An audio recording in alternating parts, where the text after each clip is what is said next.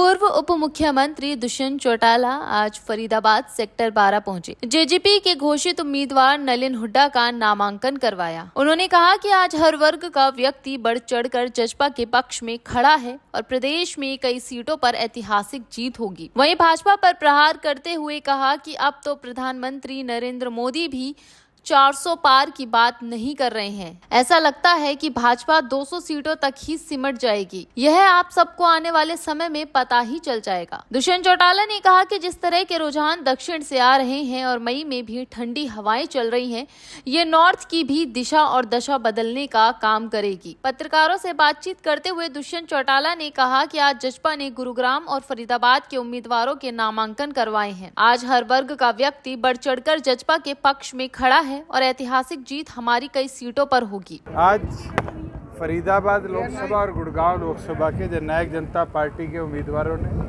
अपने नामांकन भरे हैं और इस देश के बड़े लोकतंत्र के पर्व की शुरुआत हरियाणा प्रदेश में जननायक जनता पार्टी की आज हुई है। और मैं मानता हूं कि युवा हो, महिला हो, कर्मचारी हो, छोटा दुकानदार हो, किसान हो, प्रत्येक वर्ग जननायक जनता पार्टी के पक्ष में बढ़ चढ़कर मतदान भी करेगा और ऐतिहासिक जीत हमारी कई सीटों पर होगी। जनता ने मन बना रखा है कि जनता परिवर्तन चाहती है और ख़ास तौर पर फरीदाबाद की जनता ने, जो एक बहुत लंबे समय से राष्ट्रीय पार्टियों का यहाँ कब्जा है, आज हरियाणा की आवाज़ पार्लियामेंट में मिले, हरियाणा के मुद्दे को पार्लियामेंट में उठाने वाले व्यक्ति को चुनकर फरीदाबाद की जनता भेजने का काम करे। किससे मुख्य मुकाबला मानते हैं? 2 बार आज के दिन तो सिटिंग आपके सांसद हैं, मंत्री रहे केंद्र, और जिस तरह की अंडर डेवलप्ड स्मार्ट सिटी कहलाने के बाद भी फरीदाबाद, आज जनता उनको हटाने के लिए मत का ताकत का अधिकारी। चौधरी साहब, आप जब कह रहे हैं कि मतलब राष्ट्रीय पार्टी और कब्जा है, आपकी प्रादेशिक पार्टी है, तो ऐसा उसका क्या मैनिफेस्टो जो लोग आपकी देखो, सबसे जरूरी चीज़ देखने की है 10 साल हरियाणा प्रदेश के अंदर अधिकतम सांसद भारतीय जनता पार्टी के रहे और उससे पहले 10 साल कांग्रेस के रहे। कितनी बार हरियाणा की जनता की आवाज़ को पार्लियामेंट में जगह मिली, इश्यूज़ को वहाँ उठाया गया। केवल मात्र बड़ी पार्टियों की छतरी के नीचे छिपकर राष्ट्रीय मुद्दों के नीचे अपने प्रदेश के, अपनी कॉन्स्टिट्यूएंसी के मुद्दों को छुपाना, ये जनता समझने लग चुकी है। और यही इस चुनाव का लक्ष्य है कि हरियाणा की आवाज़ को पार्लियामेंट में हम जगह दें। हरियाणा की तरक्की के अंदर केंद्र की हिस्सेदारी को कैसे बढ़ाया जाए, वो जब ही बढ़ सकती है जब हरियाणा की आवाज़ को पार्लियामेंट में जगह मिले। क्या नए मुद्दे लेकर आई है जेजेपी अपनी बात?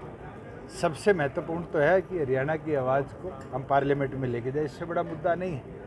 और जनता इसको समझती है कि केंद्र में हिस्सेदारी मिलेगी तभी हरियाणा के हित के कामों को बढ़ोतरी। चौधरी साहब, आज आपने प्रेस कॉन्फ्रेंस जो मैंने सुनी है उसमें ये कही है कि भी आगरा नहर में दिल्ली का पानी बहता है केमिकल का, उसकी जो आवाज़ उठाई जाए, तो आप मैंने स्वयं, जब मैं पार्लियामेंट में था और उस समय उमा भारती जी मंत्री होया करती थी जल संसाधन, ये बात पार्लियामेंट में रखी थी कि 750 करोड़ खर्चने के बावजूद भी यमुना जी साफ नहीं हुई। और आज तो वो हालात बद से बदतर हुई है, जबकि एनजीटी के इतने रेगुलेशंस आए हैं। ये फेलियर रहा है केंद्र में बैठे लोगों का कि वो इस पे ध्यान नहीं दे पाए। लाखों रुपए गंगा जी पे लगाए, उसके साथ साथ यमुना जी के सुधारीकरण के ऊपर भी वही इंफ्रास्ट्रक्चर लगाना चाहिए था और सुधार करना।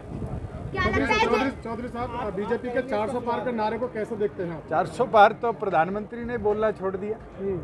मैं तो पिछले 1 हफ्ते से प्रधानमंत्री के मुंह से 400 पार की बात नहीं सुनी। आज मुद्दा 400 पार का नहीं है। 1977 में Indira is India, India is Indira नारा दिया था। जनता ने क्या किया? इंदिरा गांधी को भी हराया और कांग्रेस का भी देश से सुपड़ा साफ किया। ये 400 पार का नारा आज के दिन कहीं 200 पे आके ना रुक जाए, ये तो आने वाले दिनों में आपको पता चलेगा। मगर जिस तरह के रुझान दक्षिण से आ रहे हैं, मुझे लगता है मई में भी ये ठंडी हवाएं जो चल रही है, ये नॉर्थ की भी दिशा दशा बदलने का काम।